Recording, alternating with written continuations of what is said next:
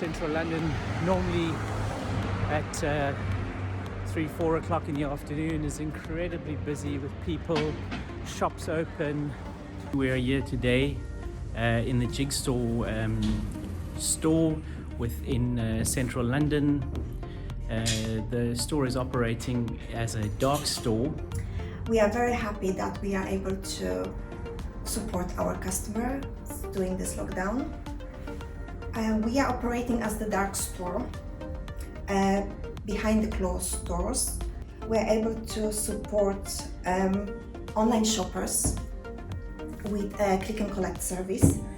We are able to fulfill online orders using store stock.